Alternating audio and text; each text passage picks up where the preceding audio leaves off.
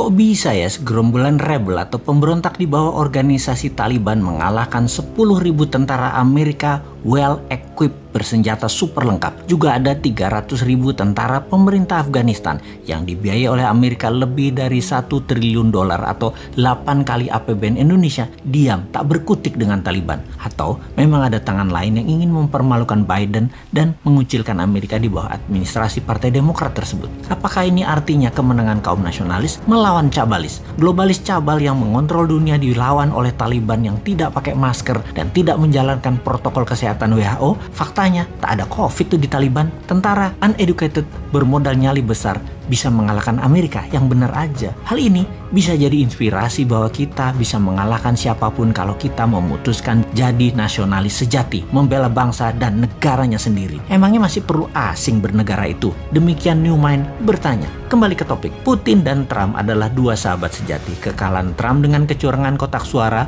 ala pakai kardus digembok versi modern lah, membuat kaum nasionalis dunia main shadow, tidak muncul di permukaan lagi. Kalah di Afghanistan, administrasi Biden tercoreng habis. Mereka kenyataannya di dalam negeri sedang ribut masalah Kamala Harris. Lalu sekarang Demokrat ditampar dengan hengkangnya Amerika ke birit-birit lari dari Kabul. Bukti lagi, mereka tidak bisa mempertahankan aset minyak Afghanistan yang besar karena lemahnya Biden. Kita agaknya harus mengajari kaum old mind bernegara internasional yang memang tidak terlalu jago dan selalu salah di mata internasional karena memang jarang berkunjung ke negeri tetangga atau negeri sekutu lainnya. Memang selama 7 tahun ini diplomasi luar negeri agak lemah. Jarang sekali ngurusi luar negeri, pada 80% produk kita atau kebutuhan kita tergantung dengan luar negeri, terutama cara ekonominya saat ini dikelolanya. Faktanya, 80% ngurusi politik dalam negeri saat ini dan kebijakan yang diambil selalu yang populis, yang rakyat suka. Itu aja yang keputusannya dibuat, bukan yang benar. Apa salah emangnya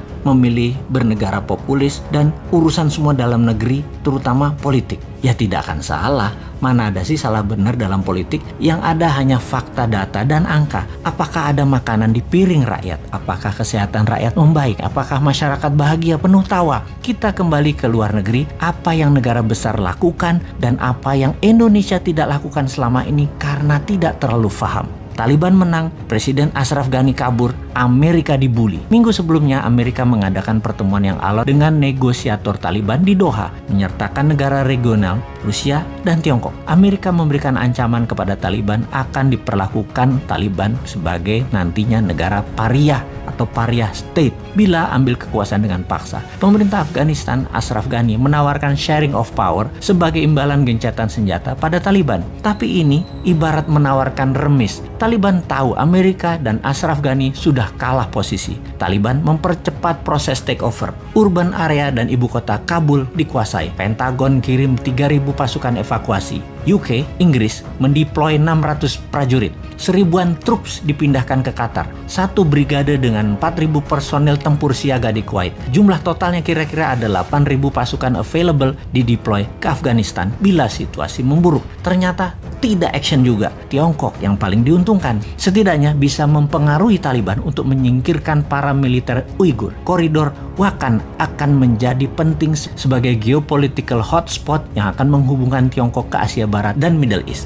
Ekstraksi mineral disepakati dalam pertemuan Taliban dan Tiongkok di Beijing beberapa minggu sebelum Taliban menang.